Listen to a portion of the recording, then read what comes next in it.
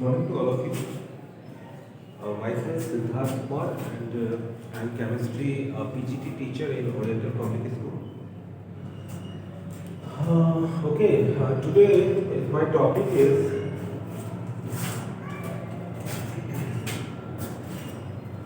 nearness equation. How to derive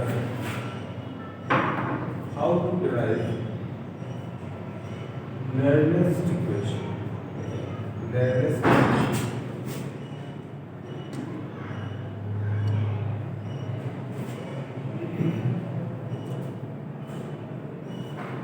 नेयरनेस equation आया कहाँ से? ठीक है, तो एक्चुअली एक्सपेरिमेंटल अगर वे से देखा जाए तो नेयरनेस इक्वेशन आया है आपका डेनियल सेल के ऊपर एक्सपेरिमेंट किया गया। ठीक है, डेनियल सेल अब क्या होता है, तो डेनियल सेल में देखिए आप क्या होता है, आपको एनोड पे जो है एनोड पर copper zinc rod actually zinc rod रखा जाता है और इसको डुबोया जाता है जिंक सल्फेट के solution where zinc sulfate solution is actually acts as an electrolytic solution here, and in the cathode of Daniell cell we put copper rod with copper sulfate electrolytic solution. Okay, now what type of cell reaction actually done in this Daniell cell? So we see that at anode is a negative part in case of electrochemistry, and so it behaves as a oxidizing agent. ये oxidation होता है इसके ऊपर, और जिस किसी में भी ऑक्सीडेशन होगा उसमें क्या होगा, लॉस ऑफ इलेक्ट्रॉन्स होगा। तो हम कह सकते हैं कि जिंक रॉड में लॉस ऑफ इलेक्ट्रॉन्स हो रहा है, तो एनोड में क्या होगा, जिंक जो है अपना लॉस ऑफ इलेक्ट्रॉन करेगा और ये कन्वर्ट हो जाएगा Zn+2 और दो इलेक्ट्रॉन्स जो है यहाँ पे बाहर निकलेंगे। ठीक है, और कैथोड पे क्या होने वाला है, एट कैथोड पे क्या होने वाला है, कैथोड पे गेन ऑफ इलेक्ट्रॉन होता है, मतलब इलेक्ट्रॉन को एक्सेप्ट किया जाता है। तो एक्सेप्ट करने का काम करेगा Copper+2, जो कि यहाँ इस कॉपर सल्फेट के सॉल्यूशन से निकला हुआ है ना, ये कॉपर सल्फेट के सॉल्यूशन से ये Copper+2 निकला हुआ है, Copper+2 + SO4 - 2, है ना। तो ये जो कॉपर सल्फेट है वो यहाँ पे जो है इन दो इलेक्ट्रॉन्स को एक्सेप्ट करता है और कॉपर में कन्वर्ट हो जाता है। तो ये नेक्स्ट सेल रिएक्शन है। तो हम इसमें एक फिजिक्स का एक छोटा सा फॉर्मूला जानते हैं कि W = Q × V, है ना। यहाँ पे W क्या है, तो W है वर्क डन,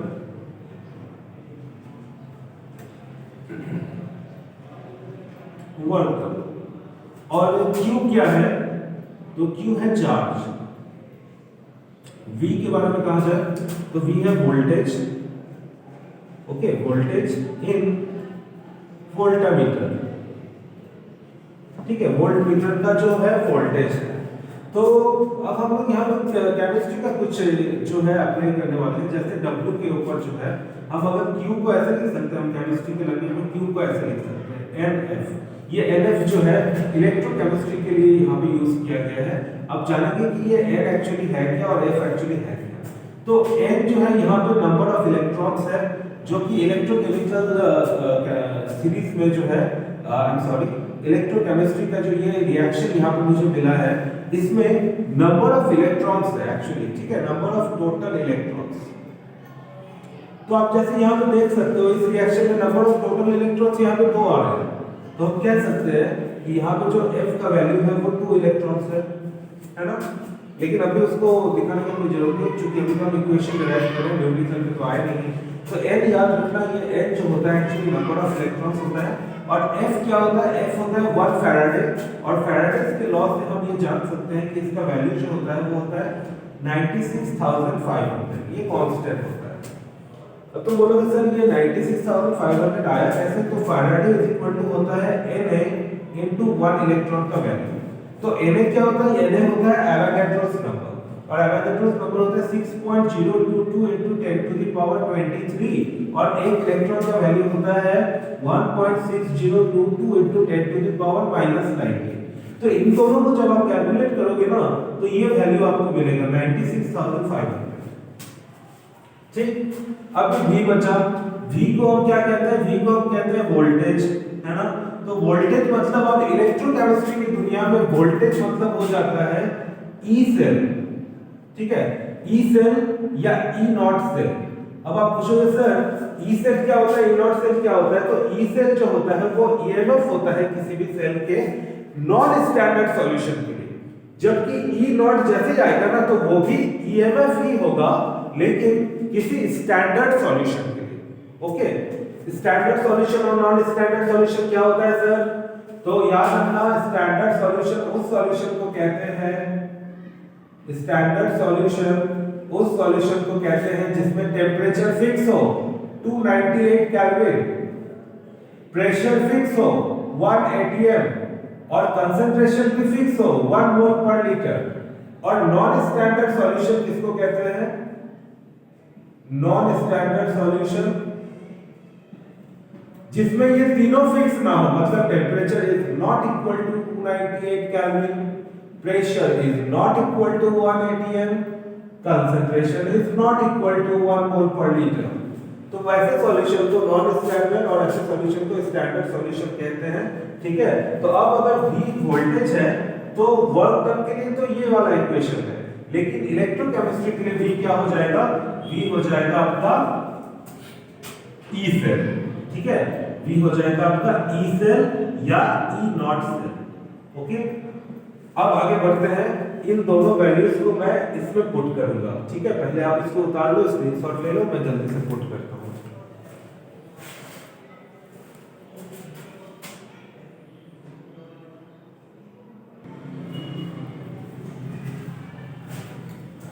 तो चलिए गाइस आगे बढ़ते हैं। हम लोगों ने वहां लास्ट इक्वेशन में क्या दिखाया था कि work done is equal to होता है Q इनटू V। तो अब क्या हो जाएगा वर्क डन, जब हम इसके वैल्यूज को यहां पुट करेंगे वर्क डन हो जाएगा आपका Q NF और वोल्टेज को हम क्या लिख सकते हैं? E cell.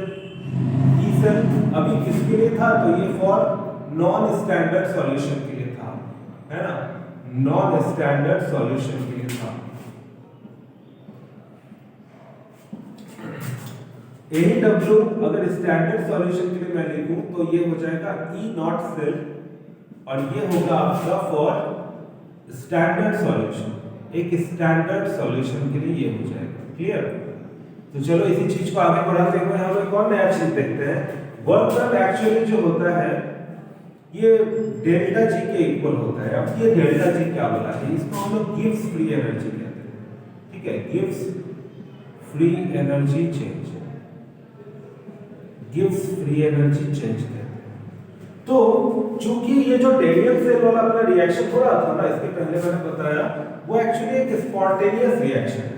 कैसा रिएक्शन है? स्पॉन्टेनियस रिएक्शन है। स्पॉन्टेनियस रिएक्शन उस रिएक्शन को कहते हैं जो अपने आप से हो, उसमें बाहर से किसी एनर्जी को देने की आवश्यकता नहीं पड़ती है, तो वैसे रिएक्शन को स्पॉन्टेनियस रिएक्शन कहते हैं, ठीक है। तो जनरल बात है कि मान लो मेरे पास कोई सिस्टम है और उस सिस्टम में आपको बाहर से एनर्जी देने की कोई जरूरत नहीं पड़ रही है, तो उसका जो गिव्स फ्री एनर्जी होगा वो क्या हो जाएगा? वो डिक्रीज कर जाएगा। तो इसलिए हम कह सकते हैं यहाँ पे कि जो W जो है डेल्टा जी के इक्वल ही है, तो डेल्टा जी हम कह सकते हैं कि माइनस NF E सेल या delta G naught is equal to minus NF E not cell. ये दोनों इक्वेशन हम यहाँ पे कैरी कर सकते हैं इसके लिए, है ना। तो ये चीज हमको यहाँ पे मिल चुका है और इसी चीज को जो है आगे बढ़ाते हैं हम लोग, एक फॉर्मूले में पुट करते हैं। एक फॉर्मूला है जो थर्मोडायनेमिक्स के आधार पे बेस्ड है। वो फॉर्मूला ये है कि del G is equal to del G naught, del G is equal to del G naught plus RTLN, okay, RTLN Q. इस फॉर्मूले को हम लोग जो है अभी आगे हम लोग बताने वाले हैं। सबसे पहले ये जान लो कि इसमें ये सब चीज है क्या। सबसे पहले देखते हैं डेल जी क्या होता है। तो डेल जी यहाँ पे जो होता है वो होता है आपका gives free energy change for non standard solution. यहाँ पे नॉट नहीं है तो इसका मतलब ये नॉन स्टैंडर्ड सॉल्यूशन के होगा, ठीक है, non standard solution, clear, non standard solution. और अपना डेल जी नॉट क्या हो जाएगा, ये भी गिव्स फ्री एनर्जी चेंज ही होगा, लेकिन किसके लिए, for standard solution, okay, for standard solution, एक स्टैंडर्ड सॉल्यूशन, ठीक। आर देखो, आर क्या होता है, आर होता है gaseous constant, okay, gaseous constant होता है और इसका वैल्यू तो याद कर लेना, इसका वैल्यू फिक्स होता है, ये होता है तुम्हारा 8.314, ये फिक्स वैल्यू है, ठीक है। टेम्परेचर, तो टेम्परेचर आ जाता है जनरली, ये टेम्परेचर जो होता है ये 298 के आसपास होता है, लेकिन ये चेंज भी हो सकता है, ऐसी कोई बात नहीं है, न्यूमेरिकल में चेंज भी किया जा सकता है, ठीक है। ln तो आप समझते ही हो, ln क्या होता है, ln एक्चुअली इसका वैल्यू होता है 2.303 log 10, इसको log 10 बेस माना जाता है, क्लियर। और फाइनली मैं बताऊंगा यहाँ पे q क्या होता है, q होता है आपका रिएक्शन कोएफिशिएंट, ठीक है, ये होता है आपका रिएक्शन कोएफिशिएंट। रिएक्शन कोएफिशिएंट वाला जो ये टर्म है मेनली केमिकल इक्विलिब्रियम से लिया गया है, तो मैं इन वैल्यूज को इसमें पुट करने से पहले थोड़ा सा यहाँ पे रिएक्शन कोएफिशिएंट के बारे में डिस्कस कर दूंगा, उसके बाद मैं इसको पुट करूंगा। पहले आप जल्दी से उतार लो, स्क्रीनशॉट ले लो।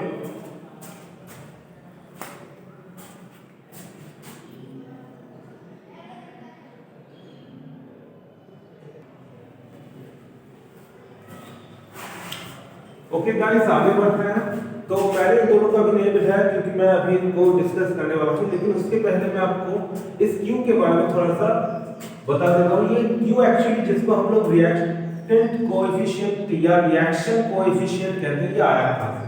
तो मान लो मेरे पास कोई ऐसा एक रिएक्शन है जिसमें A B equilibrium C and D है। तो यहाँ पे जो ये आप A B C या D देख रहे हो, ये एक्चुअली नंबर ऑफ मोल्स को प्रेजेंट करता है, उसमें जो प्रोडक्ट बना है उसके। तो ये A B C और D एक्चुअली है क्या, तो इनको जो है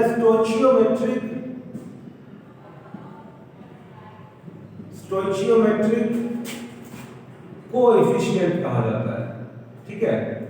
These are also known as stoichiometric coefficient। तो याद रखना, किसी का भी जो Q वैल्यू होता है ना, वो उसके प्रोडक्ट के कंसंट्रेशन के ऊपर बेस्ड होता है। प्रोडक्ट के कंसंट्रेशन डिवाइडेड बाय रिएक्टेंट के कंसंट्रेशन के ऊपर बेस्ड होता है, ओके।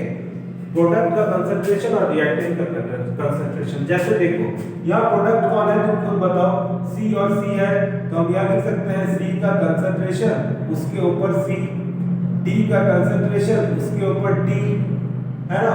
नीचे रिएक्टेंट वाला पार्ट आएगा, यानी A और B वाले पार्ट आएंगे, तो A का कंसंट्रेशन A, B का कंसंट्रेशन B, क्लियर। मतलब हम लोग क्या करेंगे, जो भी रिएक्शन आपको दिया जाएगा उसके प्रोडक्ट का कंसंट्रेशन ऊपर लिखेंगे और रिएक्टेंट का कंसंट्रेशन नीचे लिखेंगे। अब जो है एक्चुअली में क्या हो जाता है, इसका जब यूनिट आप निकालोगे ना, तो ये C D A B जो है, अगर कोई भी यहाँ पे मान लीजिए कुछ x निकला, तो ये एक्चुअली हो जाता है C प्लस D, यहाँ पे एक्चुअली डेल Ng लिखा जाता है, इसको मैं x की जगह डेल Ng लिख दूं, C plus D minus A plus B, इसका जो है एक्चुअली में वैल्यू निकलेगा। वो कैसे होगा वो बाद में आप न्यूमेरिकल में सीख सकते हो। तो सबसे पहले इस Q को आप समझ जाइए, उसके बाद मैं आगे बढ़ता हूँ। अब मैं जो है डेल G और डेल G नॉट के जो है इन वैल्यूज को ये वैल्यूज से पुट करके यहाँ पे रिप्लेस करता हूँ, ठीक है। तो डेल G देखिए क्या है, minus NF E cell is equal to del G not है minus NF E not cell plus RT ln Q, okay, RT ln Q, now divided by minus NF in both sides, ठीक है, आप क्या करो, both side यानी दोनों side से जो है इसको इसको और इसको माइनस एन एफ से डिवाइड कर दो, तो कुछ ऐसा होगा minus N F E cell है ना, ये वाला, इसको आप डिवाइड कर दो माइनस एन एफ के साथ is equal to minus N F E not cell, इसको भी आप डिवाइड कर दो माइनस एन एफ के साथ, plus R T L N Q, इसको भी आप माइनस एन एफ के साथ डिवाइड कर दो, तो क्या मिलेगा आपको, ये कटा, ठीक है, ये अगर कट गया तो मेरा फाइनली हम इक्वेशन क्या मिला, देखो E not cell is equal to E not cell plus R T L N minus N F Q को बाहर लिख दीजिए, ठीक है, क्यू को बाहर क्यों लिखा उसको मैं बाद में बताने वाला हूं, इसको लिख लो आप जल्दी से, मैं इसको ऊपर में लिख रहा हूं, ठीक है, स्क्रीनशॉट ले लो आप जल्दी से,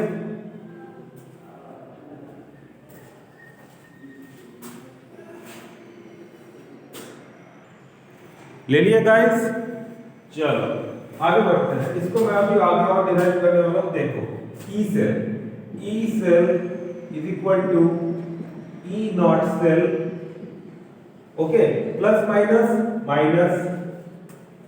आर का वैल्यू मैंने बताया था 8.314, टेम्परेचर टी का वैल्यू टी हो जाएगा आपका 298 केल्विन, ओके, हमें दिख रहा है कि कट रहा है, तो चलो इसको थोड़ा सा ऊपर कर लेते हैं,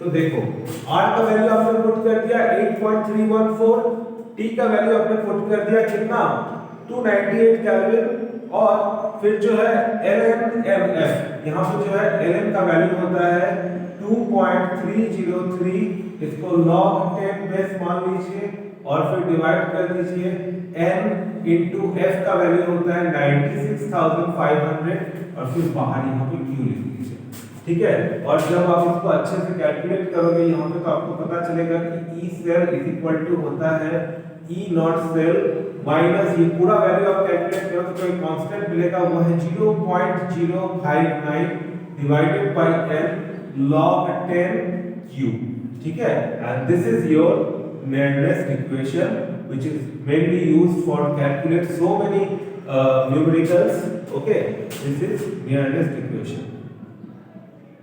This is nearest equation. Okay. So thank you guys. आज यहीं तक रहने दीजिए, किसी और वीडियो क्लास में मैं इसकी न्यूमेरिकल्स बताने की कोशिश करूंगा. Thank you to all of you.